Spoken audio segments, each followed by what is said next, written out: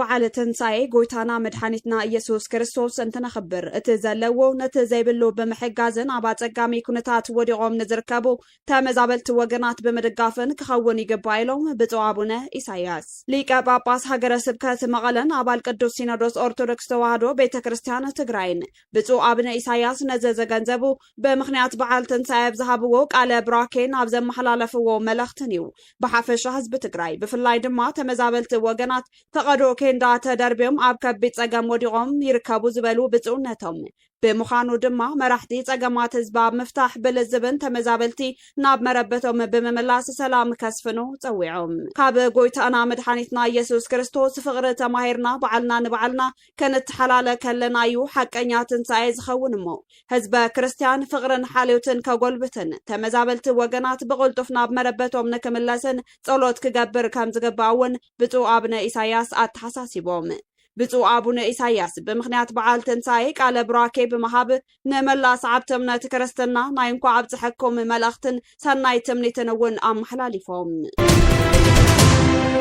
قباي هايمانوت تكالات إثيوبيا نسعبت امنات كريستنا نبعل فاسيكان كعبت حكم قبل ملغتم محلاليفو تكالا بزحلفو ملغتي نخلوم اب هاجرنان اب ملا عالم زنبرو إثيوبياويان تولت إثيوبيان نملو سعبت امنات كريستنا انكوع نبعل تنساي بسلام اب تحكم يلو تنساي عبي رهين فقرن اغزابيهر زقلصلو موت زتسعرلو نزمنات اب تحت صلالت موت زنبر سب عبي برهان هيوت زبرحلو نتوم ابارنت سلطان زنبرو دما مفتاح زتاوجلو عبي ناي مفتاحن نصا ناي موصان بعال مخانو قليزوم كريستيانات تبعل كبعلو كلو إساي إيسوس كريستوس ندق سبات زخفل واقع فقر كذكرو نت زمهرنان زرعينان صدق هيوت كنبرو نحد حدوم كفاغرو كابصلي كقطبو مفللاي كصلو فقري رهراهي مكببار مرددا كهلو كم زغبا تغليصو حزه زلنالو زمن مفللاي غونص كينات حدغان بسفيح زرايلو اوان مخانو بمحبار ازيوم انت مساسلت كاي تغباراتن نصنعت امنت بتري يفتنو كام زلوون عملكي من واحد ما سلطان بريزيدنت غيزاوي ممحدار تግራይ حقاونت لو كبل منغست ኢትዮጵያ ገሊጹ ቤት ጽሕፈት ቀዳማይ ሚኒስተር በጽሑፍ ንቢቢሲ አብዛሃቦ ምላሽ ኣብቲ ብረቡዕ ዝወፀ መግለጺ እቲ ናይ 2013 ወይ ድማ 2020 ኣቆጻጽር ኣውሮፓውያን ኣዋጅ ጊዜያዊ ምምሕዳር ብጌጋ ከም ዝተጠቐሰ ሓቢሩ ሓላፊ ሰክሬታርያት እቲ ቀዳማይ ሚኒስተር ብሌኒ ስዩም በኣና ዝተፈጸመ ናይ ኣጠቓቕሳ ጌጋ እዩ ክእረም እዩ ኢላ ነቲ ኣብ እዋን ኩናት በዶክተር ሙሉ ነጋ ዝምራሕ ዝነበረ ጊዜያዊ ምምሕዳር ንመመስራት ዝወፀ ኣዋጅ ብስምምዕ ፕሪቶሪያ ከም ዝፈረሰ እዩ መንግስት ተፍሊጡ ዘሎ እዚ ሕጂ ተወሲኑ ዘሎ ምን ዋሕድ መሰልጣን ፕሬዝዳንት ጊዜያዊ ምምሕዳር ሌተናል ጀነራል ታደሰ ወረደ በቲ ኣብ 2015 ዝወፀን ኣብ ዝሓለፈ ዓመት እቲ ጀነራል ዝተሸመሉን ሓድሽ ሕጊ መሰረት ምዃኑ ድማ እቲ ቤት ጽሕፈት ይብርህ ህዝባዊ ወያነ ሓርነት ትግራይ በሐሙስ ኣብ ፌስቡክ ገጹ ኣብ ዘውፅኦ መግለጺ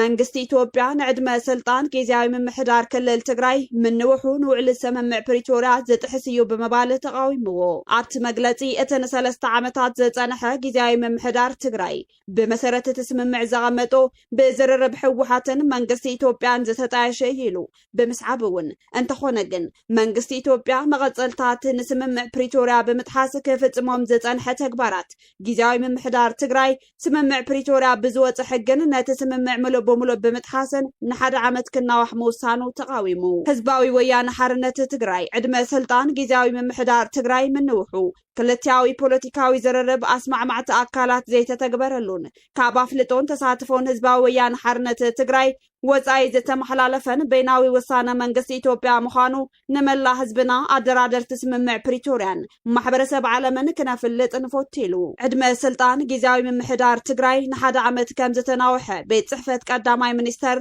ብሰሉስ የፍሊጡ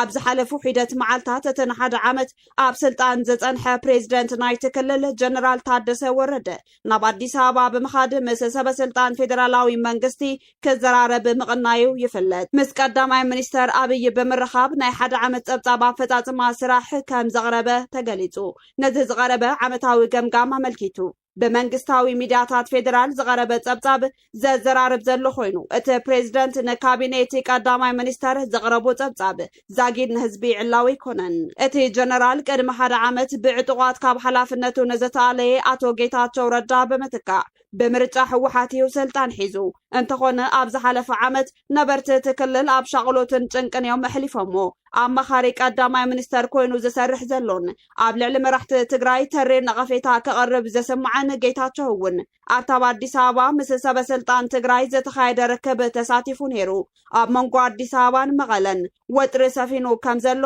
ይንገር ብወገን ሰብ መዝ ትግራይ ስሩዕ ባጀታዊ ደገፍ ካብ ፌደራል መንግስቲ ብዘይምርካቦም እኹል ኣገልግሎት ንህዝቢ ክህቡ ከም ዘይከኣልዮም ከዛረቡ ጠኒሖም መራሕቲ ሕጋዊ ሰብነቱ ካብ ዘስእን ዓመቱ ዝሓለፈ ሕውሓት ምስ ኤርትራ ዘካይድዎ ዘለው ዝርርብ ንሰብ መዝ ፌደራል ባህ ዘበለ ኣይኮነን ኢትዮጵያ ኣብ ዝመጽእ ጉንበት መበል ሸውዓይ ሃገራዊ መረፃ ንምክያድ ኣብ ምድላው ትርከብ እቲ ንልዕሊ 6 ዓመታት ኣብ ሃገራዊ ባይቶታት ውክልና ዘይብላ ብሰንኪ ኩናት ዝዓነወት ክልል ትግራይ ሕጂ እውን ካብዚ ሃገራዊ መስርሕ ወፃእያ ዘላ እዚ ከምዚሉን ከሎ መንግስቲ ፌደራል ለስልጣን ጊዜያዊ ምምሕዳር ትግራይ ብሓደ ዓመት ኣናዊሕዎ ዘሎ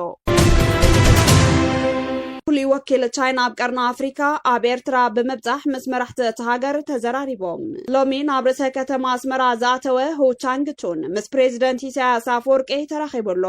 ሚኒስትር ዜና ኤርትራ ከም ዝበሎ ተራ ቻይና ኣብ ዓለም ለኻውን ዘባውን ጉዳያት ክዓቢ ከም ዘለዎ ፕሬዚደንት ኢሳያስ ነቲ ቻይናዊ ዲፕሎማሰኛ ገሊጽሉ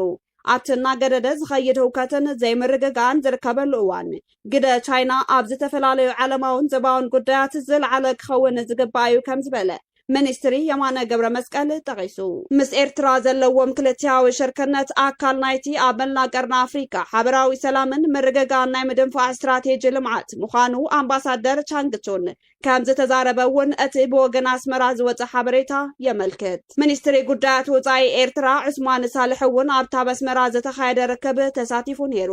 እቲ ምብጻሕ ሓብቲ ዘባ ብፍላይ ድማ ኣብ መንጎ ኤርትራን ኢትዮጵያን ወጥሪ ሰፊንሉ ኣብ ዘሎ እዋን እዩ ናብቲ ዞባ ኣትዩ ዘሎ ፕሬዚደንት ኢሳያስ ዓበይቲ ሃገራት ኣብ ቀርኒ ኣፍሪካ ወከልቲ ምውፋርን ኣድላይነት ከም ዘይብሉ እዩ ክነቅፍ ጸኒሑ ኣብ ሕዳር 2025 ኣብ ግብጽ ኣብ ዘካየዶ ቃለ ምሕተት ብሰበብ ምፍታሕ ዝሽግራት ዝኣቱ በብእዋኑ ፍሉይ ልኡኽ እናተባህሉ ዘሰደዱ ዲፕሎማሰኛታትን ዓቐኑ ዝሓለፎ ተገዳስነት ኣብዚ ዘባን ነቲ ኩነታት መመሊሱ ይሓላልኾን ዘይፍታሕ ይገብሮን ከም ዘሎ ገሊጹ ነይሩ ካብ ዝኾነ ይኹን ውድብ ዓብይ ይኹን ንእሽቶ ዘባዊ ይኹን ዓለማዊ ሓይሊ ዝኾነ ይኹን ምትእትታው ዝሓትት የለን እንተኾነ እዚ ከም ዝበለ ጉዳይ ንኣዝዩ ነዊሕ ግዜ ንልዕሊ 80 ዓመት ክቕጽል ዝጠንሐ ኮይኑ ኣብ ነፍሲ ወከፍ ሃገርን ኣብ ነፍሲ ወከፍ ብሄርን ዘሎ ውሽጣውን ከባቢያውን ኩነታት ክሓላልኹን ተዘይኮይኑ ጣልቃ ካኣትው ካብኦም ዝድለ ኣይኮነን ምትሕልላኽ እዞም ጉዳያት ግዳማዊ ምትእትታው ዝፈጥር እዩ ዝኾነ ኣካል ልኡኻት ክመፁ ዝሓተተ የለን ኣብዚ ዞባ ንዘጋጥም ፀገማት ባዕላቶም ሰብ ጉዳይ ክፈትሕዎ ከም ዝግባእ ናይ ደገ ልኡኻት ከም ኣማራፂ ኣብ ዝውሰድሉ እዩ ነገራት ዝያዳ ዘተሓላለኹን ንክፍትሑ ዝያዳ ግዜ ዝወስዱን ብምባልዩ ፕሬዚደንት ኣትሪሮ ክምጉት ተሰሚዑ ሁ ቻንግቹን ኣብ ዝሓለፈ ወርሒ ታሕሳስ ናብ ዓዲ ሃሎ ብምኻድ ምስቲ ፕሬዚደንት ተራኺቡ መንባሩ ይዝከር ሽዑ እውን ቤጂንግ ኣብ ዞባ ቀርኒ ኣፍሪካ ንዘሎ ግጭታት ኣብ ምፍታሕ ኣወንታዊ ኣበርክቶ ክትገብር ከም እትኽእል ፕሬዚደንት ኢሳያስ ነቲ ፍሉይ ልኡኽ ሚኒስትሪ ጉዳያት ወፃኢ ቻይና ገሊጹሉ ነይሩ እቲ ቻይናዊ ዲፕሎማሰኛ ክልቲያዊ ምክብባር ንሉዓላውነት ግዛታዊ ሓድነት ኣብ ምኽባር ዝምርኮስ ምዃኑ ከም ዝተዛረበ እውን እቲ ጸብጻብ ይጠቅስ